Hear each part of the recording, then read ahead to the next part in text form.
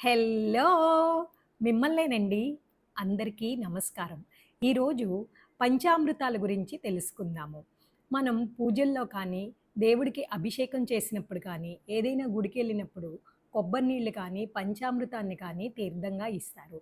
ఈ పంచామృతాన్ని ఆవు పాలు, పెరుగు, పంచదార, తేనె, నెయ్యి ఈ 5 రకాలు కలిపి తయారు చేస్తారు. ఈ పంచామృతాల్ని సేవించటం వల్ల దానిలో చాలా ఆరోగ్య ప్రయోజనాలు ఉన్నాయి. ఆవు పాలు, గోమాత, ఆవు అంటే గోమాత. తల్లి పాలు ఎంత శ్రేష్టమో గోమాత పాలు కూడా అంతే శ్రేష్టం. ఆవు పాలల్లో ఏ విటమిన్ ఉంటుంది.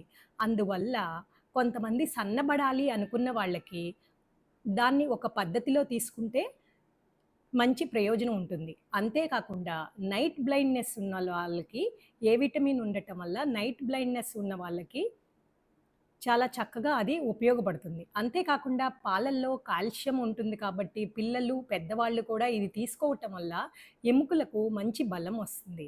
తర్వాత పెరుగు. పెరుగేంటంటే మనం తీసుకునే ఆహారాన్ని తొందరగా జీర్ణమయ్యేటట్టు చేస్తుంది. అంతే కాకుండా మనం ఎక్కడికన్నా బయటికెళ్ళి వచ్చినప్పుడు మొహం కానీ, చేతులు కానీ ట్యాన్ అయిపోతే ట్యాన్ రిమూవల్‌గా గూడా చాలా బాగా పనిచేస్తుంది.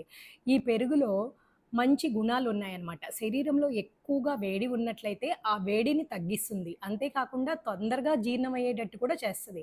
అందువల్ల ఇదివరకటి వాళ్ళు పొలం పనులకు వెళ్ళేటప్పుడు పెరుగన్నం తిని వెళ్ళేవాళ్ళనమాట. దాని తర్వాత నెయ్యి.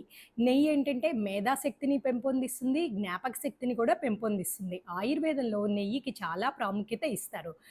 చిన్న పిల్లలకి అందుకనే నెయ్యితో చేసిన అరిసెలు, జీడిపప్పు లాంటివి తినిపిస్తారు. మనం కూడా ఒక మోతాదులో రోజు నెయ్యి తీసుకోవటం వల్ల శరీరము మంచి నిగారింపు, మెరుపు వస్తాయి.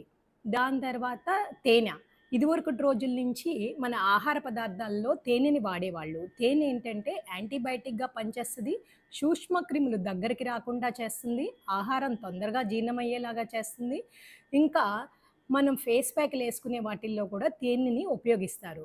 అదే చక్కెర తీసుకున్నట్లయితే అది అతి త్వరగా మనకి శక్తినిస్తదనమాట. ఈ విధంగా పంచామృతాల్లో ఎన్నో ఆరోగ్య గుణాలున్నాయి.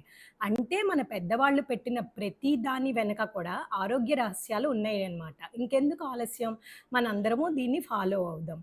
ఓం తస్సత్. మీకు నచ్చినట్లయితే లైక్ చేయండి, షేర్ చేయండి, సబ్స్క్రైబ్ చేయండి. మీతో అనురాధ కంచర్ల.